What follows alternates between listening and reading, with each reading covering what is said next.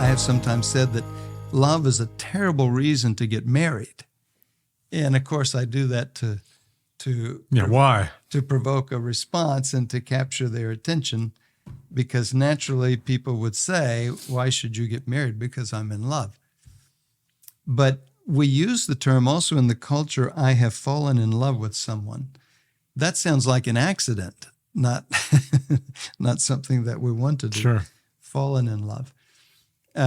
When the church uses the term love, the church is talking about the kind of love that God has for us. And we see that love most beautifully expressed on the cross. Jesus loves us, which means he goes beyond what he feels, whatever he feels, to what he's willing to do for the ones that he loves. So love is my willingness to do good for the beloved, no matter the cost to me. Compare that with 24 hours of television or any number of movies where you see two people who are, quote, in love, or with the whole online culture.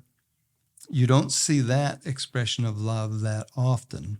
But that's what the church means when it talks about marital love. Marital love is that love between a husband and a wife that is willing to sacrifice for the good of the other. Yeah. Yeah. Bishop, obviously this isn't like just the first time people have ever been confused about married love and sort of the nature of manhood, womanhood. Why are people confused? Has this been something that's been going on for centuries?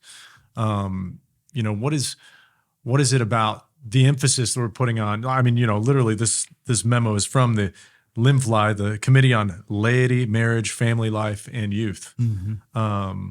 Why the emphasis now? But there is a particular kind of confusion now, in part because the ability of people to think deeply about issues like this is not as robust as it has been in the past. And there is a confusion. There simply is a confusion that is relatively new. Some of it is brand new. I mean, literally yesterday kind of new. And some of it is in the last few decades, but it's still relatively new in terms of history. So, for example, marriage is between a husband and a wife till death do us part. But the advent of no-fault divorce enters a question there. Well, a lot of people are ending marriage with divorce. Is marriage till death do us part? What does it mean to say that marriage is till death do us part? Now here there's a need for tremendous sensitivity because the circumstances that people go through in their marriage ending in divorce are often extremely painful and sometimes even unjust. Someone is simply left in the lurch, so to speak. And so that need for sensitivity can make it difficult to talk about, but what does it mean to say marriage is till death do us part? Mm-hmm. And so that's one reason. The other has to do, again, with gender, with the understanding of human sexuality. The idea that there are only males and females in the world is now called into question by a great part of the culture, by some of academia. And so to state that has become controversial. Yeah, a great lot of them.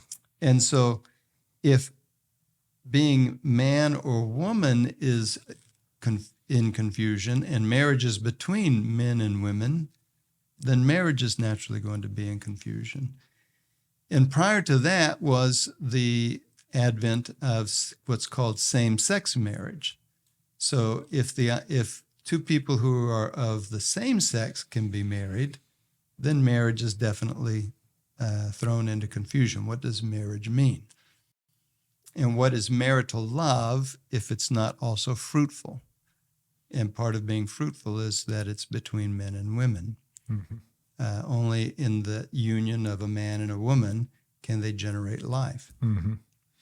Yeah. Oftentimes when we do marriage preparation, we talk about, sort of love is a choice. It's not a fleeting feeling, but modern movies and all modern music for the most part expresses love in a very fleeting feeling way. You know, the typical rom-com these days is, you know, guy meets girl, you know, or girl meets guy, and whether one's married or not married or whatever, but the whole sort of central point of the movie is so that love can happen between those people, whether it means, you know, ruining a marriage or, you know, a family or whatever. And so, you know, but then the credits roll after success has happened, you know, potentially ruining one marriage and going to the other, and we don't see the rest of it. Right. And so we just see the fleeting emotional sort of climaxes, if you will, of sort of emotional highs of the chase of, you know, of two people being attracted to one another, kind of.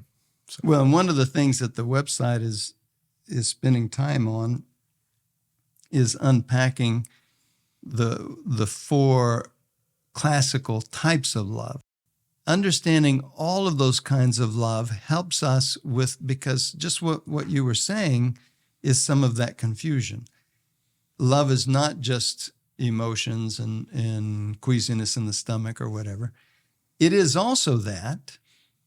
So one does feel that, but if I feel an attraction for someone, that doesn't mean that I must follow the attraction. There still are ways to understand morally, just because I feel the attraction, should I do anything about that?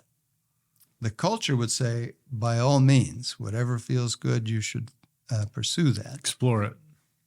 But if it means that I'm going to abandon something else and someone else, then I shouldn't do that. Well, then how can you deny yourself? Well, we deny ourselves all kinds of things for those things that are important. But we don't necessarily understand love that way. So that's why love needs to be explored and defined and understood.